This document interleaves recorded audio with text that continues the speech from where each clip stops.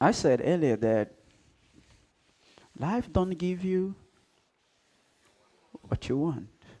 What does life give you? What you are. What are you?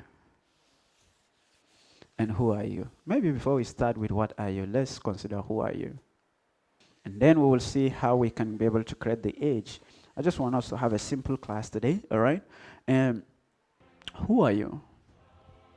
Maybe before we consider what are you, then let's see who are you. Who will tell me? Who will just tell me who are you? Someone must definitely say something or else I'll point. How many of you have told someone before, do you know who I am? Do you know who I am? Right? None of us have used that word before.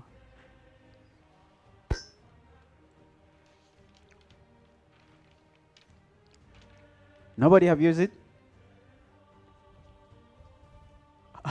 Okay, I think I like that. It's not a function. It's not about now who have used the word, but who have not.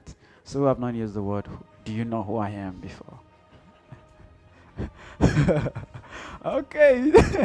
All right, give it up for my brothers. All right, Mr. Sam and Mr. Oge, yeah. I believe the definition of who, not just I am, the definition of who a person is not static. I believe it changes with how the person grows, both character-wise, environmentally, depending on the circle the person moves with. So I don't think that statement, who are you, has a fixed answer. Okay. You will probably react and I'll react also. Now, if you ask me, So it's 10 people there okay in this hall. If I go to, Yes. if I go to a business setting, Yes, sir. you say, who are you? I say, okay, I'm a web developer. If I go to maybe a social setting, who are you? I'll still say I'm just okay. I might not add the web developer Yes, because okay. we're not discussing business at the moment. Okay. So you see, the definition of who I am actually changes. That is just my correct understanding of it. Okay. Okay. From his own definition or answer, Yes. it makes sense somehow, but looking at it from the other angle, Yes. Patrick said something. He said that when we were born, we didn't have name, we didn't have identity. You understand? You were just born into the world. And there was a particular day I think I actually had to ask myself that particular question. Without my name, without, whatever, who am I? And all of those questions over and over again. But I think one of the answers that actually convinced me, apart from what people say actually, is that I believe I'm a spirit, then I'm a soul, living in a body. Walking on the planet, trying to get the real person that is in me. Okay. Part of what I learned is there are no right or wrong definitions. There are no right or wrong answers. There are only outcomes. And we act based on our understanding of anything that we have. So I'll go with the two. It's okay, right?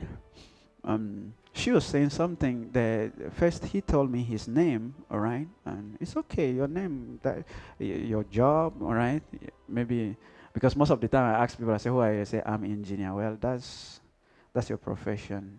I'm Heladi. That's your name, right? Basically, and so much more like that. Many of those things do come into play, and human beings are the only animals that are born in a natural state of disorientation. All right? Yeah. The only living organisms and living beings on the planet that are born in a natural state of what? Of disorientation. What it means is that whatever you become, when you're born empty. That's just like what Patrick was saying. I'm just trying to add to what he said, right? Everything you are, your identity was given to you. True? Everything you feel you are was given to you. From your name, sir? Yes, yes, acquired.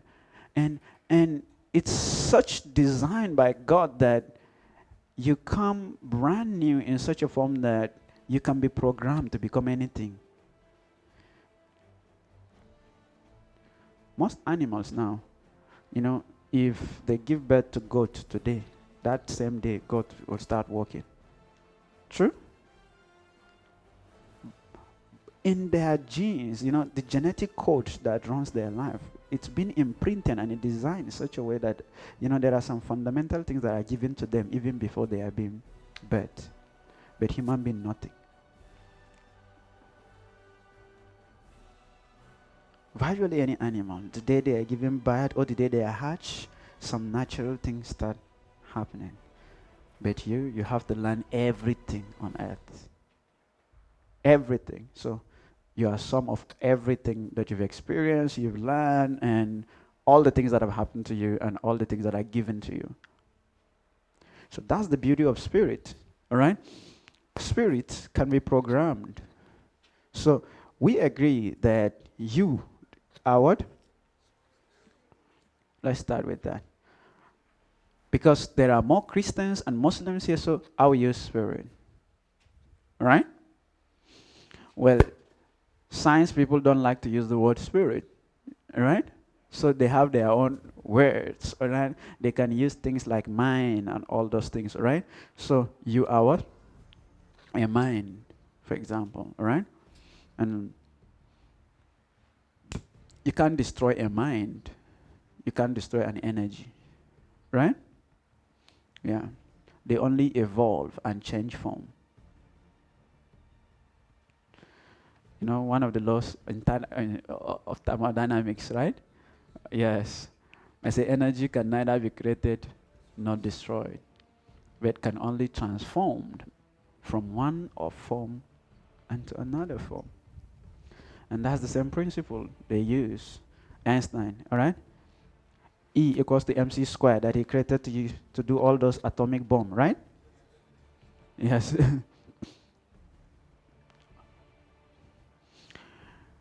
So, if I am a mind now, remember we're talking about beginning with an age, but I don't like the word age, but let's just say how we are beginning, right?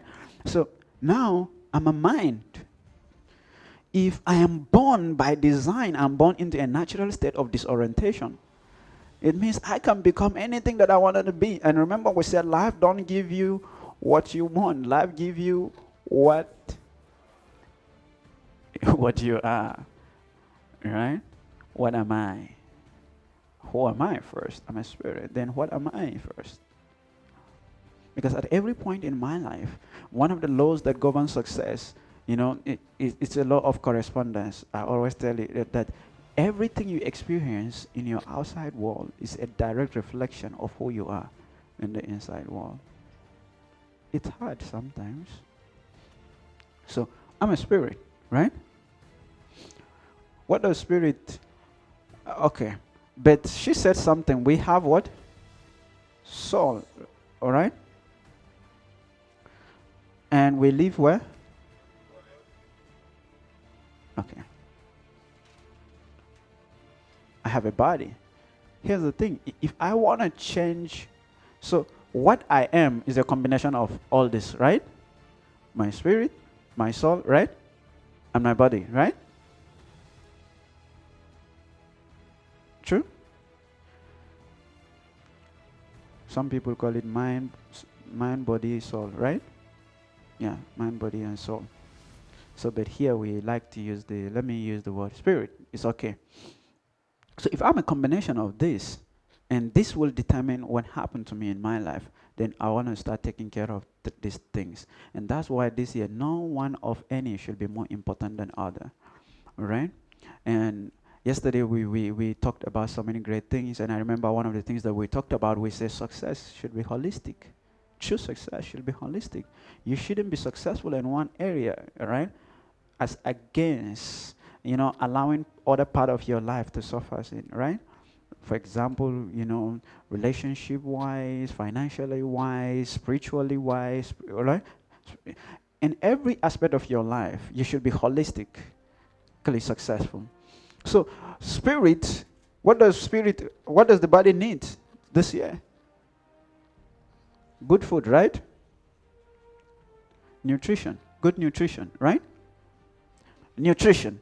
Okay? Yes. And yes. So what does your soul need? Meditation, right? Yeah. Reflection, meditation, and all those things, right? So meditation, reflection, and the rest. And now, what does your spirit need? What is the food of the spirit? Is words. Words are the food of the spirit. So that's why if you want to build your spirit, you build the words. You start building your spirit by the kind of what? Words you listen to, words you read, things you absorb every day.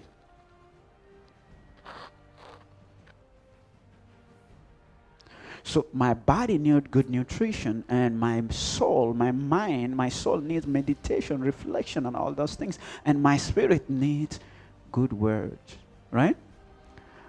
And words are, I always tell you guys that words are the building block of human spirit. Right? And guess what? Spirit never dies. Right? In religion, I will put it this way, that in science, I'll tell you that mind never dies, right? That's what we say, right? And in religion, we say spirit never dies. I hope you guys know that.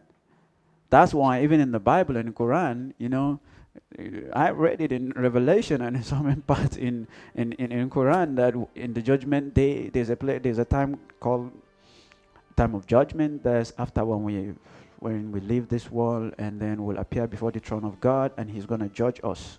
All right, the good and the bad, all the things that we've done. And those people that have done some good deeds will go to a place called heaven. Their spirit will go to where? Heaven. And those that, their deeds were bad will go to a place called hell, right? But the central part is that a spirit cannot be destroyed. It's either, even God have to either put you in hell or in heaven. But once a mind is formed, it abides forever. And that's why one of the most dangerous things is to stay around people that destroy your human spirit. Because in reality, they are not destroying you, but they are building you. Since words now are the things that build my spirit, it means anytime you tell me something, you're building me, right? So if I stay around broke people, what do you think, what will be the consequence of my build? Yes, yes, yes, yes, yes. Poor words make poor people poor. It said the journey to wealth starts by changing your words. The reason why people are poor, rich men are rich because they use rich words. Poor people are poor because they use poor words. And do you know that as we're in the session right now, I've always told, especially some of you here, that when I'm talking right now, I'm not talking to your body. Because your body doesn't understand words. Else you can be asleep and I'll talk to you and you'll not respond. True? Bodies don't respond to words. It's spirit that responds to words. Because your spirit is alive right now, as I'm talking now, it's your spirit. I'm talking to your spirit. Now it's a gathering of spirit, right? So I'm talking to your spirit. And if I say something that is positive, it's building your spirit. Remember, every word that comes, it's a block that is going to build you.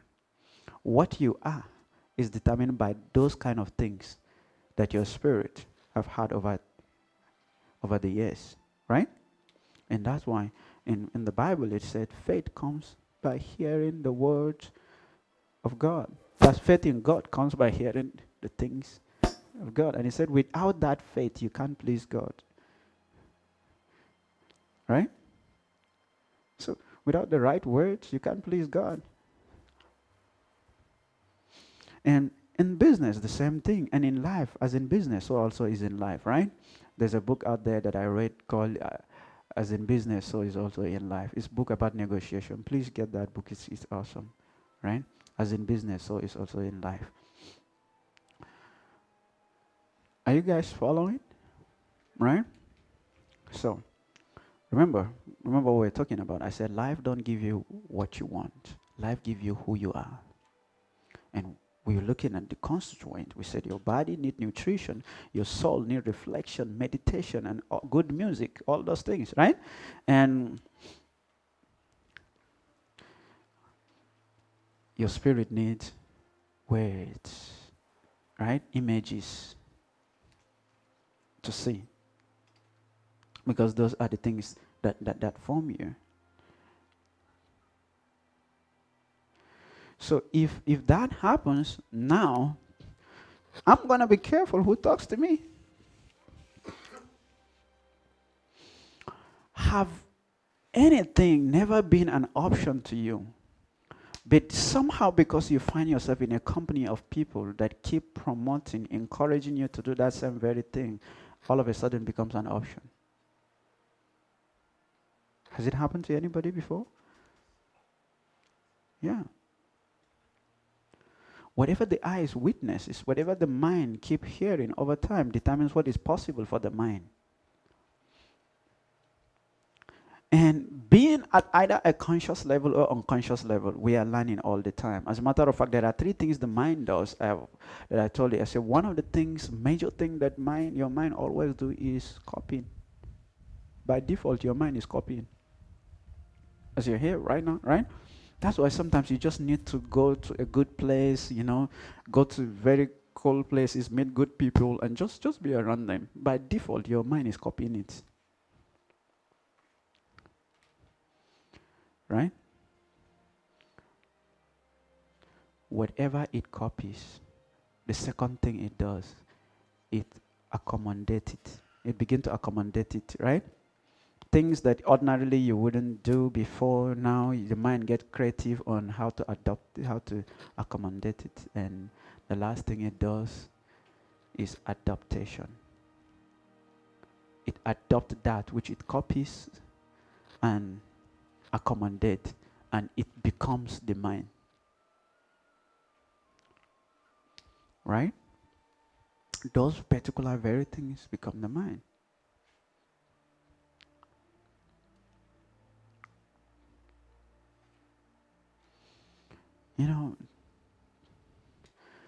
I entered one of my friend's cars some times ago, and he was playing one music, and they are blowing in the music. They were blowing this. Is it flute? Beep beep beep, something like that. Like when you see it, you just want to be jumping in. And I said, what he said, but he said this is what they used to hypnotize soldiers and all those. He said you can't listen to this thing for 1 hour or 30 minutes and not do some kind of bad things. Like you want to go out and just, you understand what I mean? Like even in the village, you see some people buy something first, it charges them, right? So because, the mind tends to get so much of those things in a very short time, and it explodes. Everything becomes possible. So listen to this now. Let's look at this. So the words now comes. Sorry. Okay, let's do it this way. So let's start with the spirit part, right? What does it consume? And where does the word goes to? To you, right? As I'm talking right now, God designed you such a way that you can hear, right? That's why you see our ears are like satellite. All right? So it's positioned to receive. And and when it receives, how does it happen? It comes in. And then it now forms us. True? The things we now hear, they come in our spirit. And now, whatever comes in, we become what we hear. That's why oftentimes I say that this person is informed. Because by the reason of these things that you read, you've learned a lot, your action should be more different. Right? Because it means that the building blocks that have formed you have made you to be aware of some certain things, which is expected that by the virtue of your level of awareness, you should act differently, right? That's why we said this person is an informed person. It means the right words have come in, especially about that particular thing, right? And have formed him. And then we now look at, when it comes in, it forms you. What is the next step? When you're formed, we act out the informational content of our mind. Right? We are social beings that always act out the informational content of our mind. Alright? So now we have information. Right? The chances, the possibility is there for me to act it out. Right? The chances are there.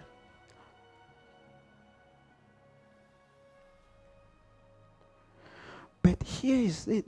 The question is not about whether the chances are there. The question is not about whether now that I know this thing, whether I'm going to work on it. The question is, would you? How many other things have you known that you haven't acted upon them? Right? You know that an average person knows so much. Especially with this digital era that we have phones, every now and then your mind is seeing something. You are reading unconsciously. Every now and then, true? You see a post in your group, you are reading your mind, you're reading almost all the time. You're knowing what you're supposed to do, but are you going to do them? Until you know enough of it, it will not motivate, it will not put your body into the action. So now when you act on it, remember, you're going to get a result. And that's why I told you something about knowledge earlier on. I said, what is a knowledge? I said, information that have yielded a result. So now when I know, it forms me and it makes me to act.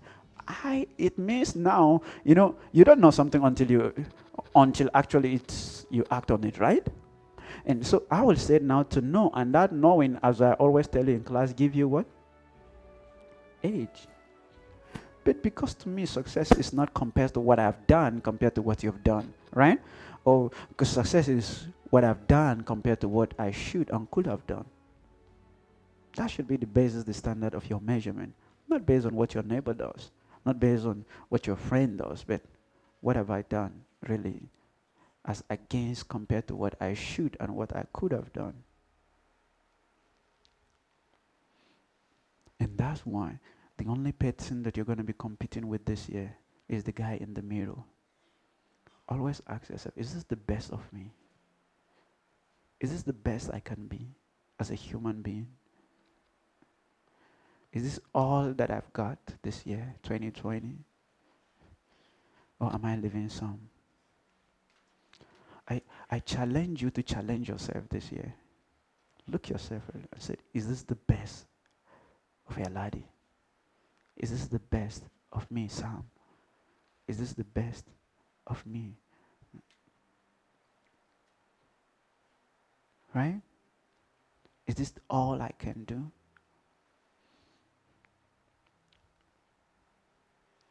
Right? And that's the fundamental, That's the fundamental. So by the virtue of the things now that I know, it has formed me to be a different person. Correct? And by the reason of that, many things can change in my life.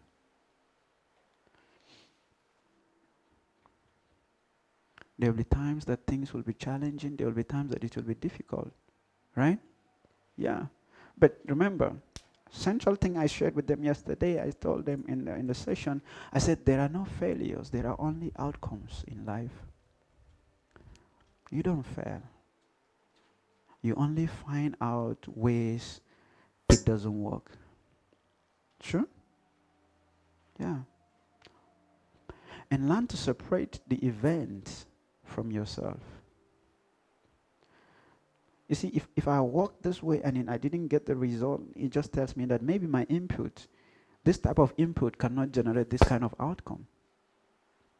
So I'll go and change the input.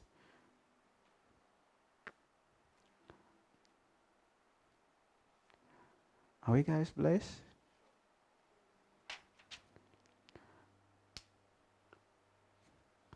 So who is going to become more this year? Set a goal this year to become more. It's okay.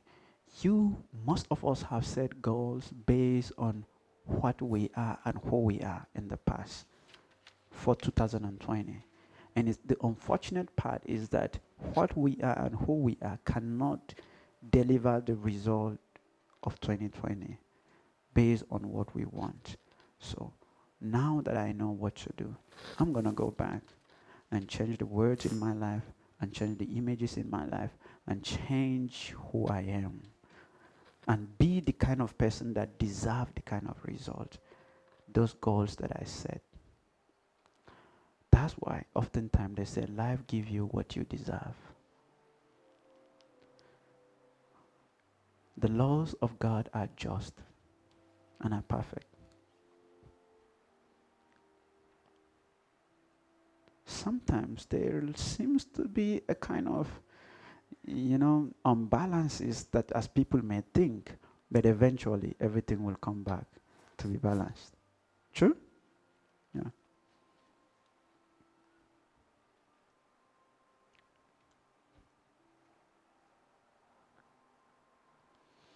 So, here's my advice for you. And here's part of what I'm going to leave you with. Use 2020. Right? Did you get that? Invest yourself in 2020 to become the kind of person. Or invest 2020 to correct your 2021.